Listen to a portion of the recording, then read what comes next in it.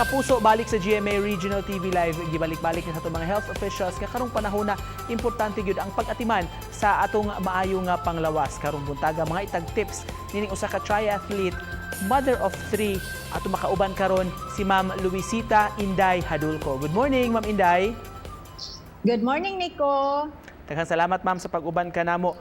We learned, Ma'am Inday, nga kaniadto murag dili kay ka healthy ang imong lifestyle. Unsa may nahimong turning point sa imong kinabuhi, Ma'am, nga mo adapt na kaning healthy lifestyle into sports na ka? First is nagsigid jud kog kasakit sa before after ko nanganak sa akong ikatulo. Unya lisod kaayo sa pamilya kung masakit ang mama, murag magkasakit tanan. Pag gym nako, ingon ang gym instructor nga unsa imong ganahan, ma'am? Ingon ko ganahan ko mo lose weight kay dako man ko before, tambok man ko kaayo unya dili na daw na maayo sa kung naay heart problem. So ingon ko ganahan ko mo lose weight kay para makuha nga akong mga sakit. So 5 minutes lang sa treadmill, malipong nako at that time. Unya ingon akong kuan ang gym instructor nga makaya ra daw nato pero dili dali. Ingon ko niya bisag pila ka tuig basta mo ingon ka nga makaya kaya nun nako.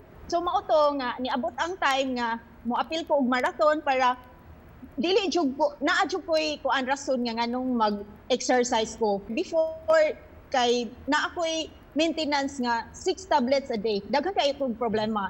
Na ako'y vertigo, na ako'y kuan high blood, na ako'y problema sa akong heart, unya na ako'y ulcer. As daghan jud kaayo sige ko ka hospital.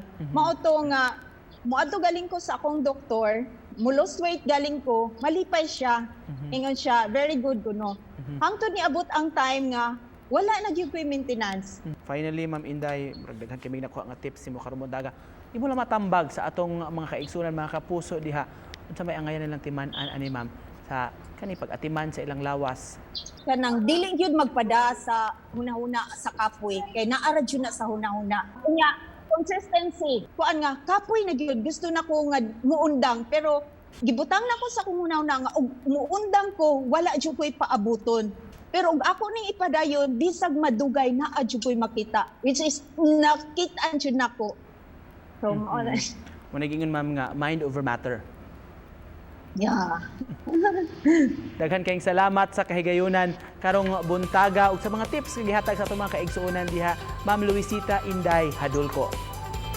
Daghang salamat, Nico. Thank you so much, Ma'am.